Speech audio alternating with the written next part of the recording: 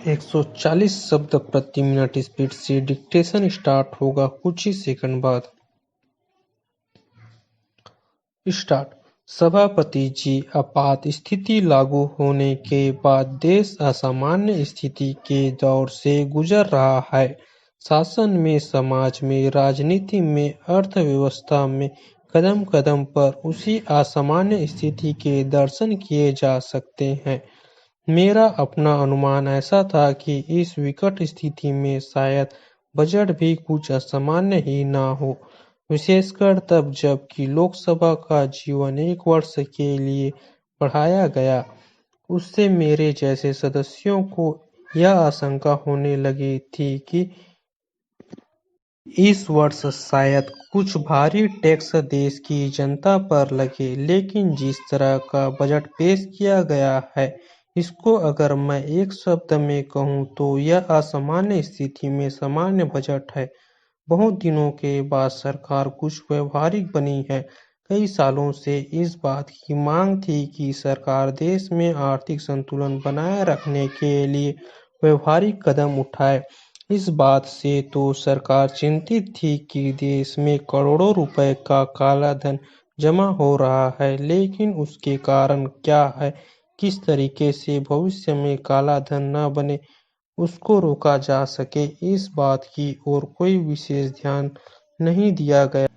Para उत्पादन अनाज का घटता जा रहा था, इसकी चिंता सरकार को थी, लेकिन क्यों घट रहा था, इसके कारणों की ओर ध्यान नहीं दिया गया। मजदूर आंदोलनों और हड़तालों से सरकार चिंतित थी, लेकिन उनके पीछे कौन से कारण थे, उनकी ओर विशेष ध्यान नहीं दिया गया। इसी तरह से जो विदेशों में बसे हुए भारतीय हैं, वे करोड़ों अरबों रुपए की राशि विदेशों में जमा कराते हैं, किंतु भारत में उस पूंजी को नहीं लगाया जा रहा है। शायद पहली बार इस प्रकार का बजट आया है जिसमें इस बात की व्यवस्था की गई है कि काला धन केवल निकलकर बाहर ही न आए, बल्कि काले धन का भविष्य में निर्माण भी न हो। इसके लिए शीघ्र कदम उठाए जाने चाहिए।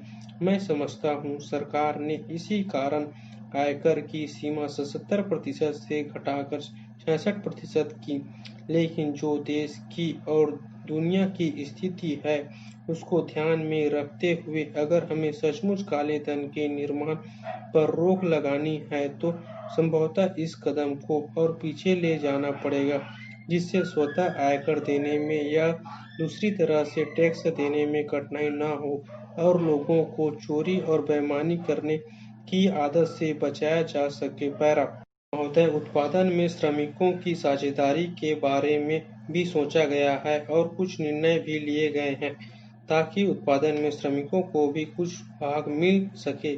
यह बहुत बड़ा कदम है। इसी प्रकार के कुछ दूसरे कदम जो उठाए गए हैं, उनकी सराहना की जानी चाहिए। मैंने भी इसलिए इसको सामान्य बजट कहा।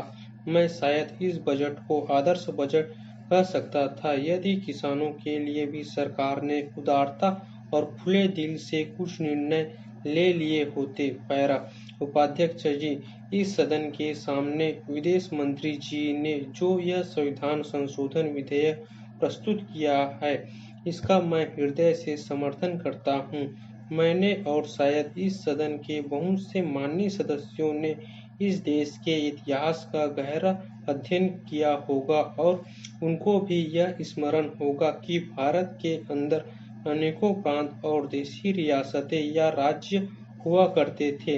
हमें स्मरण है कि उन्हीं में से सिक्किम भी एक है, जो हमारे देश का उसी प्रकार का राज्य है जैसे अन्य राज्य है, लेकिन इतिहास इस बात का साक्षी है कि जो हमारे देश का एक अंग था, जिसकी लगभग 1 लाख जनता ने हमारे साथ मिलने की इच्छा प्रकट की थी, उसको पिछले 27 सालों में उन मौलिक अधिकारों का प्रयोग करने का अवसर नहीं मिला, जिनका अधिकार उनको 1947 के बाद और विशेष रूप से 1952 के बाद, जब हमारा देश गणराज्य बना था, मिलना चाहिए था। आज इतने सालों के बाद फिर हमारे देश के इतिहास में ऐसा निर्णय करने का अवसर आया है जो कभी भुलाया नहीं जा सकता। स्टॉप। डेली इसी तरह के न्यू डिक्टेशन पाने के लिए इस चैनल को लाइक शेयर एंड सब्सक्राइब करना ना भूलें। Thanks for watching.